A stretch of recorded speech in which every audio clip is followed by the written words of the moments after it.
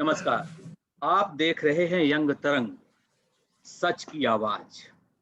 ये हमारा टैगलाइन है और आज हम अपने इस कार्यक्रम मीडिया मैटर्स में जिस मुद्दे पर आवाज उठाने वाले हैं वो बेहद खास है, क्योंकि आज हम जल, जंगल, जमीन, पर्यावरण, इनसे जुड़े हुए मुद्दों पर बात करने वाले हैं और जिससे बात करने वाले हैं वे बेहद खास मेहमान हैं। जी हाँ, और आज विश्व जल दिवस भी है। 22 मार्च 1993 से ये दिवस हर साल मनाया जाता है। बड़े बड़े नारे दिए जाते हैं, जल है तो कल है, जल है तो जीवन है। लेकिन ये सब बातें नारों तक ही सीमित रहती हैं, क्योंकि जल संकट लगातार बढ़ता जा रहा है और इस संकट पर हमारा मीडिया कितना रिपोर्टिंग करता है, कितना राइटिंग करता है। तो इन सारे मुद्दों पर बात करने के लिए हमारे खास शो मीडिया मैटर्स में जिनको हमने इनवाइट किया है वो बेहद ही स्पेशल गेस्ट हैं, श्री हृदय जोशी जी। बहुत बहुत स्वागत है जोशी जी हमारे इस कार्यक्रम में आपका। तो सबसे पहले आपसे यही जोशी जी शुरुआत करते हैं। आपने अपने जीवन के 16 साल से अधिक का समय एनडीटीवी को दिया, एक अच्छे चैनल को दिया। आपकी रिपोर्ट्स बहुत पॉपुलर रही, आपकी जो है ग्राउंड रिपोर्ट की बहुत चर्चा हुई। हम उन सब पे बाद में जाएंगे। पहले हम बिल्कुल बेसिक सवाल से शुरुआत करते हैं कि आपकी पत्रकारिता की यात्रा की शुरुआत कब और कैसे हुई और कितना सहज या सरल रहा पत्रकारिता में एक सफल करियर बना पाना? बहुत बहुत शुक्रिया मुझे यहाँ बुलाने के लिए। तो ऐसा कुछ नहीं है कि अगर मैं पत्रकारिता में ना आया होता तो कोई बहुत बड़ा ऐसा कोई शून्य रहा होता। मैंने कुछ ऐसा खास नहीं किया है। हाँ, जर्नलिज्म में एक नॉर्मल पत्रकार की तरह मैंने शुरुआत की थी। लेकिन हाँ, जब मैं पीछे मुड़ के देखता हूँ तो जितना मैंने जर्नलिज्म में रहकर जर्नलिज्म को कुछ दिया, ये कहना भी एक तरह से बड़े अजीब सी बात है, लेकिन जितना मैंने अपने आप को इनरिच किया, अपने आप को समृद्ध किया है, वो इस पेशे में कि चाहे कितनी भी नेगेटिव्स की हम आज बात करते हो, लेकिन इसकी वजह से मुझे काफी समृद्धि मिली है अपने व्यक्तित्व में। मैंने 1998 में शुरू किया था और 1998 में मैंने एक दूरदर्शन पर एक कार्यक्रम के तौर शुरू किया। यानी ये मेरा 22वां साल है, अगर 98 को भी जोड़ दिया जाए तो 2021 मेरा 22वां साल है जर्नलिज्म में। और हुआ ये तब था कि लोकसभा इलेक्शन थे। उससे पहले दूरदर्शन पर एक कार्यक्रम था, लेकिन 98 में भी लोकसभा चुनाव हुए, 99 में भी लोकसभा चुनाव हुए, 96 में उससे पहले लोकसभा चुनाव हो चुके थे। तो जिन लोगों को जो यहाँ पर काफी यंग पार्टिसिपेंट्स हैं उन्हें मालूम नहीं, तब 3 साल के भीतर 3 बार लोकसभा चुनाव हुए, 4 साल के भीतर। और उस दौरान 98 और 99 का लोकसभा चुनाव मुझे बहुत मतलब शुरुआत के तौर पर एक यंग रिपोर्टर के तौर पर देखा। और उसके बाद 2002 में के एंड में मैंने आज तक से रिजाइन किया था और 2003 में मैंने एनडीटीवी ज्वाइन किया। तो एनडीटीवी में आने के बाद सबसे अच्छी बात यह हुई कि अपने दो पत्रकार जो दो संपादकों के मैं यहाँ पर नाम लेना चाहूंगा जिनके साथ रहकर मुझे काफी सीखने को मिला। उनमें पहले संपादक थे मेरे संजय अहिरवाल, जिन्होंने मुझे जो बहुत जबरदस्त एडिटोरियल बैकिंग उन्होंने मुझे दी और मुझे जो भी मैं करना चाहता था उन्होंने करने के लिए पूरी आजादी दी। और उसके बाद मेरे दूसरे संपादक जो रहे मेरे उत्तरार्ध में, जो मैंने एनडीटीवी छोड़ा उसके 4-5 साल में, वो थे अनिंद्य चक्रवर्ती।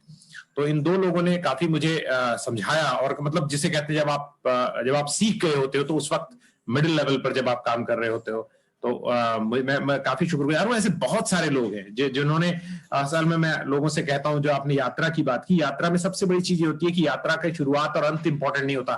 The important part is the journey which is behind, in the middle of the journey you meet people. बहुत सारे लोगों से आप मिलते हैं और उन लोगों से आप कैसे प्रेरणा लेते हैं, कैसे अपने आप को बदलते हैं, कैसे आप उनसे प्रभावित होते हैं, कैसे आप उनकी गलत बातों को ये अंदाज करते हैं कि ये मेरे व्यक्तित्व में ना आए। तो मैं बहुत खुशकिस्मत हूं कि मेरे साथ आज भी जो लोग हैं, मेरी सबसे बड़ी ताकत जो है, मेरी संपदा, मेरा जो खजाना है, वो दोस्त हैं जो मुझे रास्ते में मिले और अभी भी मेरे साथ हैं। बिल्कुल। आपने एक साधारण रिपोर्टर की तरह अपने करियर की शुरुआत की और बाद में एडिटर रहे नेशनल अफेयर्स में, एनडीटीवी में, और इसके अलावा आप देश के उन चुनिंदा लोगों में से शामिल हैं जिनको एक नहीं बल्कि 2-2 बार प्रतिष्ठित रामनाथ गोयनका पुरस्कार मिला है। और आपने असल मुद्दों पर रिपोर्टिंग की है, ग्राउंड रिपोर्टिंग की है। उदाहरण के तौर पर माओवाद प्रभावित बस्तर से रिपोर्टिंग की है, उसकी बहुत चर्चा हुई। और इसके अलावा ये तो आपने की, आपको मौका मिला, आपके संस्थान ने आपको मौका दिया और आपने ग्राउंड रिपोर्टिंग की और असली मुद्दों पर ग्राउंड रिपोर्टिंग की।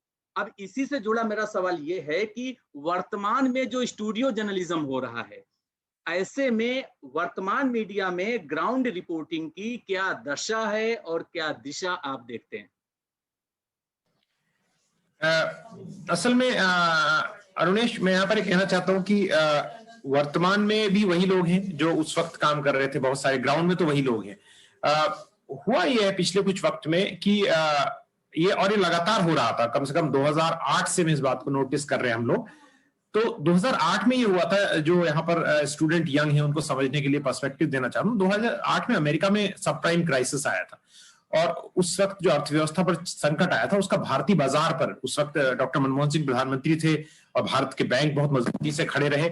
लेकिन ये लोग जो आपके यहाँ पर साथी मौजूद हैं उनको मैं सलाह दूंगा कि एक डॉक्यूमेंट्री है, और वो डॉक्यूमेंट्री मुझे लगता है कि नेटफ्लिक्स पर तो थी पहले, अभी यूट्यूब में जरूर मौजूद होगी। उसका नाम है इनसाइड जॉब।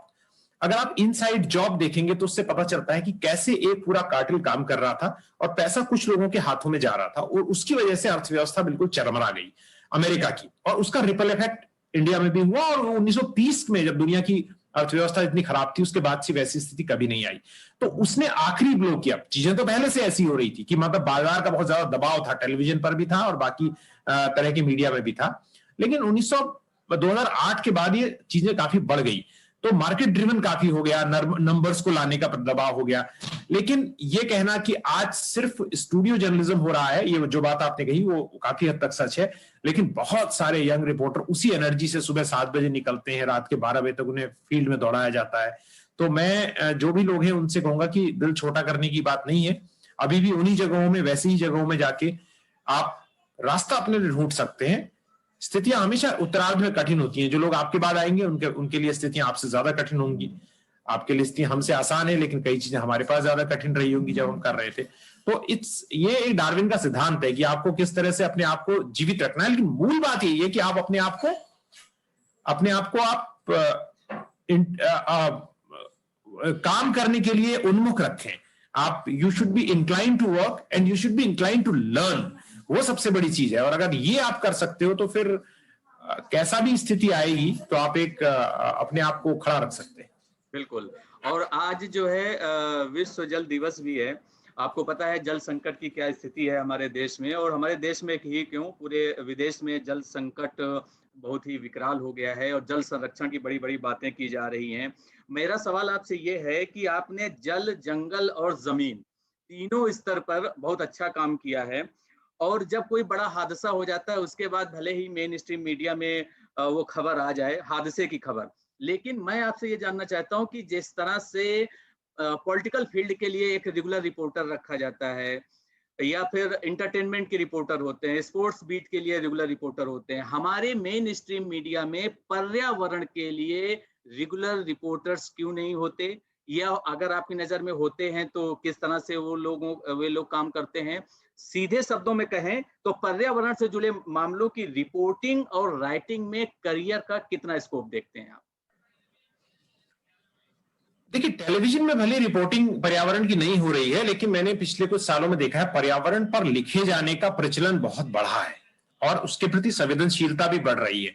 उसके लिए फंडिंग भी बढ़ रही है। मैं टेलीविजन चैनलों की बात नहीं कर रहा हूं, मैं वेबसाइट्स की बात कर रहा हूं। तो जगह आ रही है।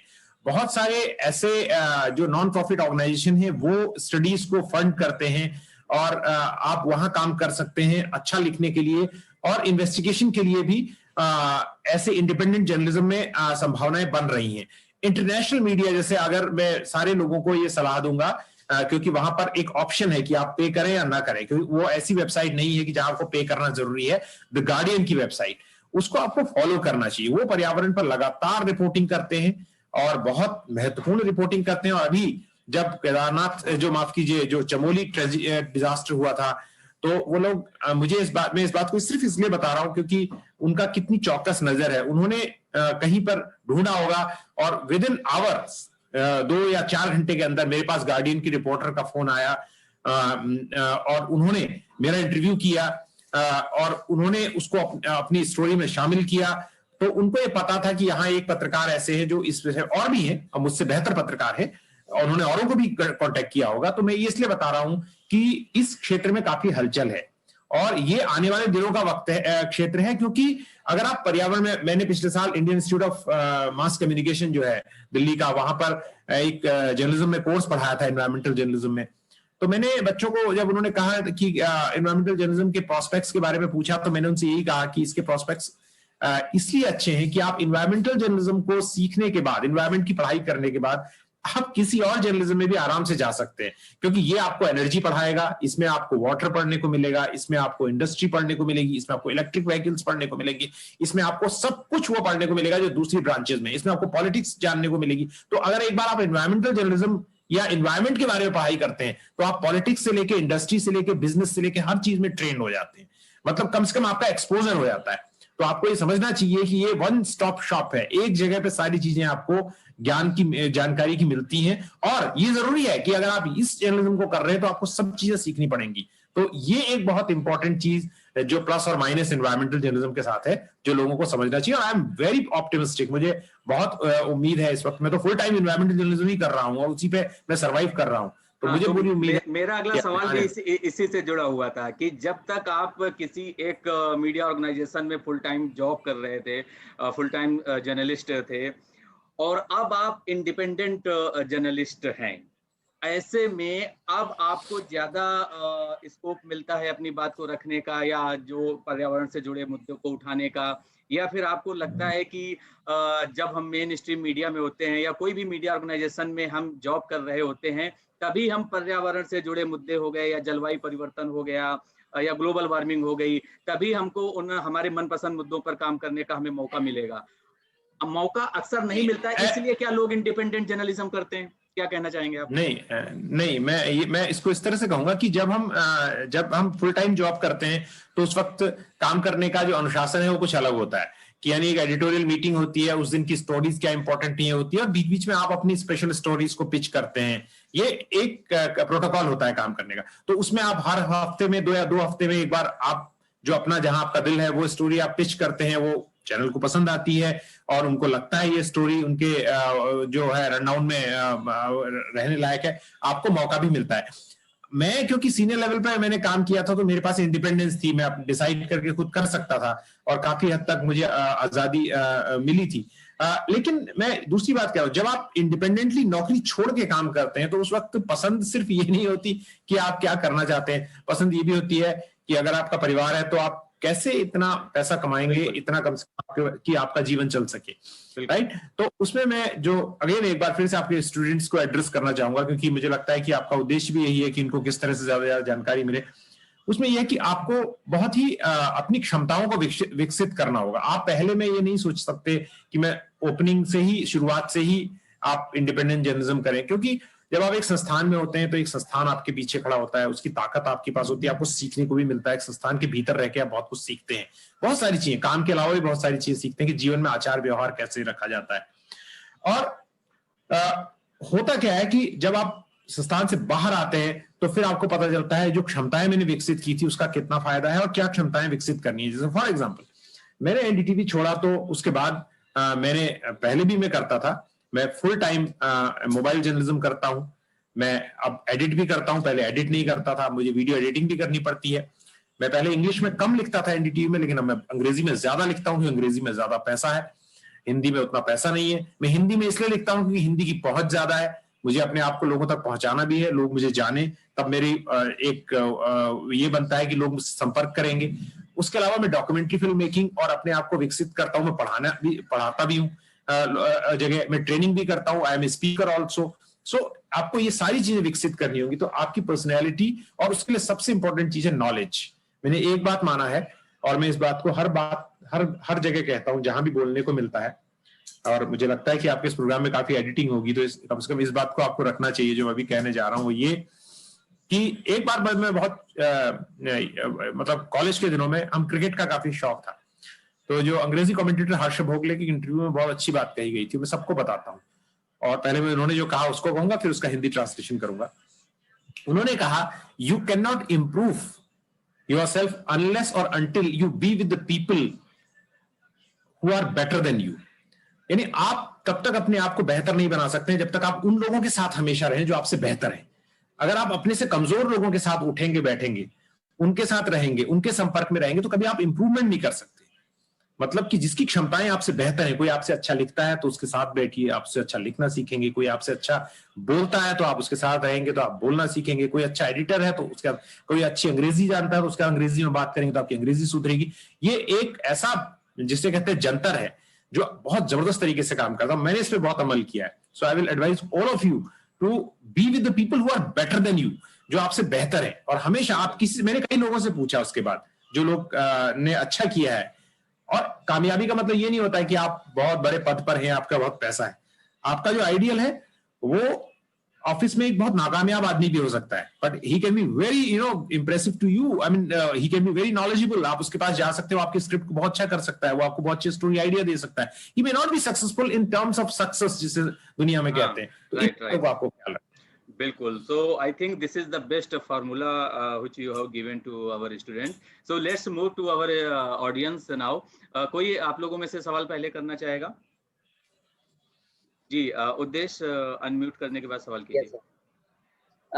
सर, जो मेरा नाम उद्देश्य मंगल है, मैं आपसे पहला सवाल ये पूछना चाहूंगा कि सर, जो पर्यावरण पत्रकारिता होती है उसमें एक जो नया पत्रकार है या जो पत्रकारिता सीख रहे हैं जैसे हम हैं, तो हमें एंट्री लेने के लिए, प्रवेश करने के लिए क्या करना चाहिए? मतलब ऐसे इंस्टीट्यूट में कौन सी चीज है या किस प्रकार की पढ़ाई करनी चाहिए? मतलब बेसिक क्वालिटीज क्या होना चाहिए कि एनवायरमेंट जर्नलिस्ट बनने के लिए? Basic qualities. बिल्कुल। हाँ, तो मेरा ये कहना है कि देखिए क्वालिटी तो क्या है, मतलब पहली चीज ये है कि आपको समझना चाहिए कि कोई भी काम करने के लिए, जैसे ड्राइविंग है, अगर आप ड्राइविंग कर रहे हैं तो बेसिक उसमें क्या है कि आपको you have to be alert. बहुत आपको अलर्ट रहना है। आपकी आंखें भी सही होनी चाहिए, आपके रिफ्लेक्सेस भी सही होने चाहिए, आपका ध्यान भी नहीं भटकना चाहिए। तो पहली चीज तो ये है कि जर्नलिज्म की किसी भी स्ट्रीम में आप जाए, आपका फोकस बहुत डिसाइड होना चाहिए। जैसे मैं कहता हूं कि अगर कोई पॉलिटिकल जर्नलिस्ट बनना चाहता है तो स्टैंडर्ड तरीका तो उसका ये है कि उसको इंडिया की पॉलिटिक्स के बारे में और वर्ल्ड पॉलिटिक्स के बारे में पता हो। उसने कम से कम 50-60 बायोग्राफीज पॉलिटिशियंस की पढ़ी हो।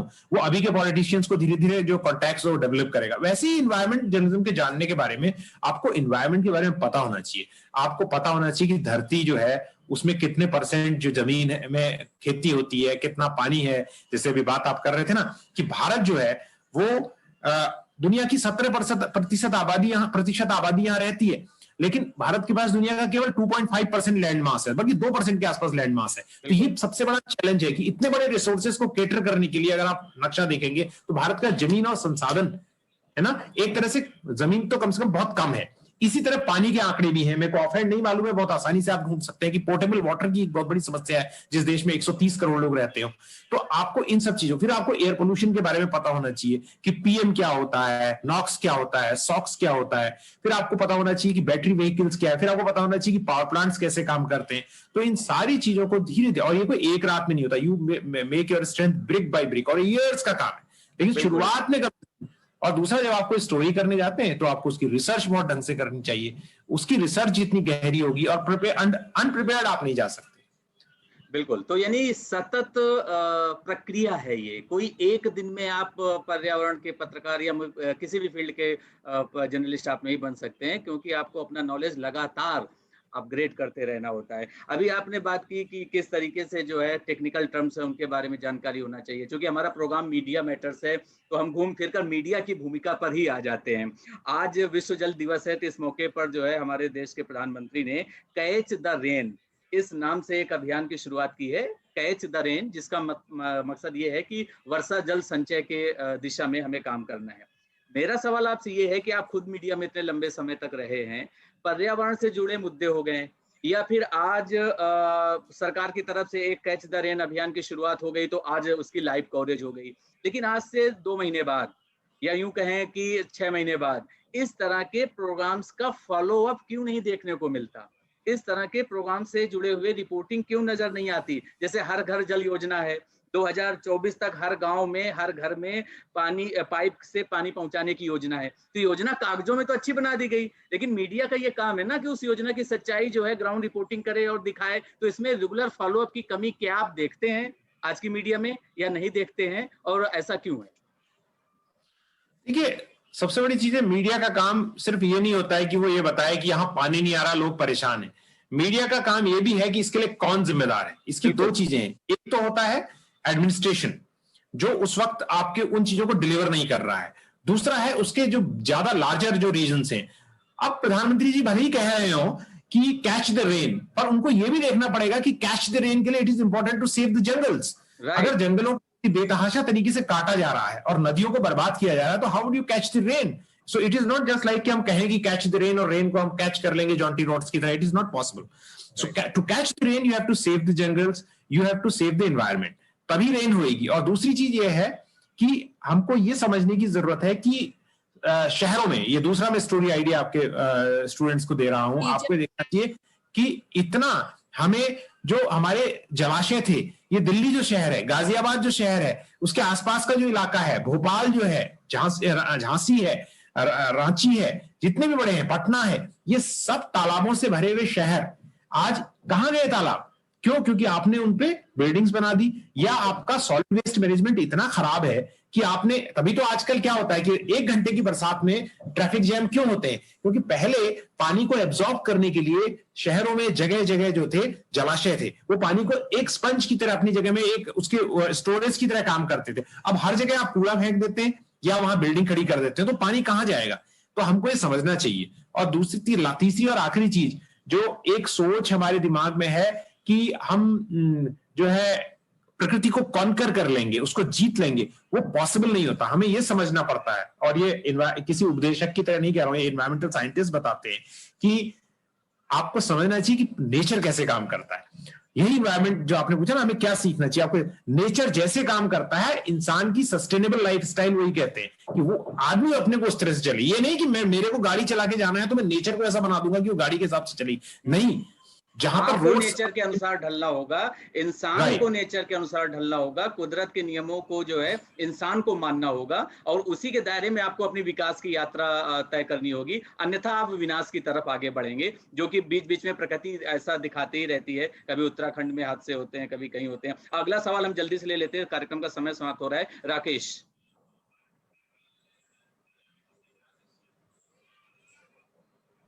नमस्कार सर, मेरा नाम राकेश चौधरी है।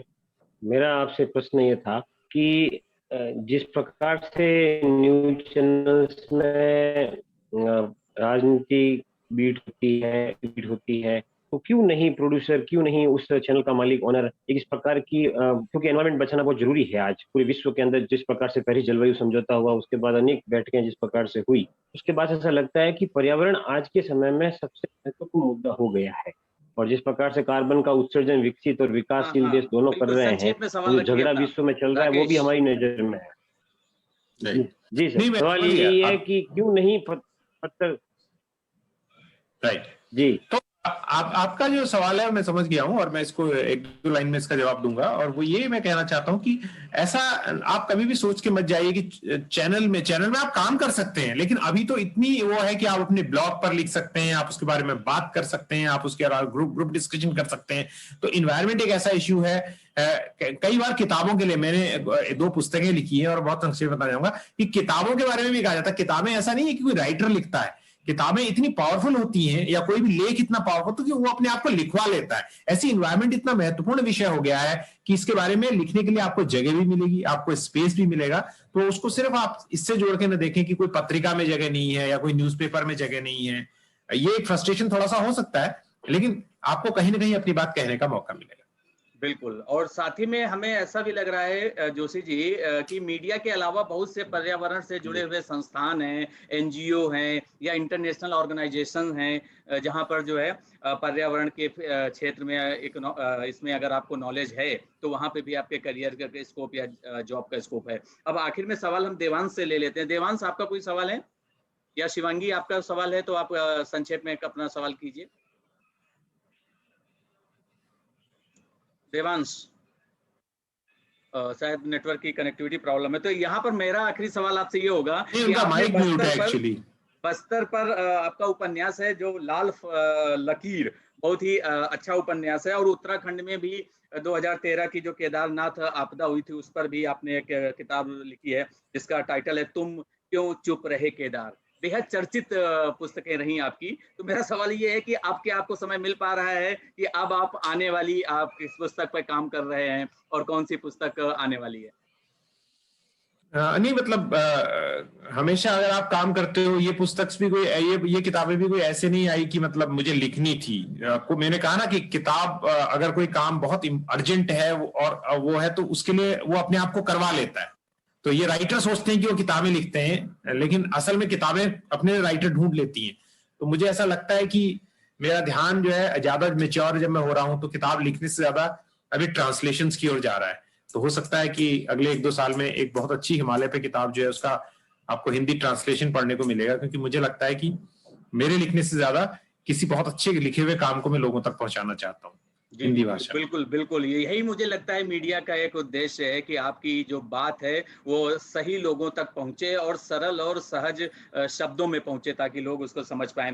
बहुत बहुत धन्यवाद हृदय जोशी जी हमसे जुड़ने के लिए और हमारे साथ जो ये फ्यूचर जर्नलिस्ट हैं, बडिंग जर्नलिस्ट हैं जो आगे चल के सीरियस मुद्दों पर पत्रकारिता करने चाहते हैं और आपने सीरियस मुद्दों पर ही रिपोर्टिंग की है और इस तरह से आपने समय निकाला, हमारे छात्रों के साथ जुड़े, हमारे सवालों का जवाब दिया। बहुत बहुत धन्यवाद, हम हृदय से आपके आभारी हैं हृदय जी।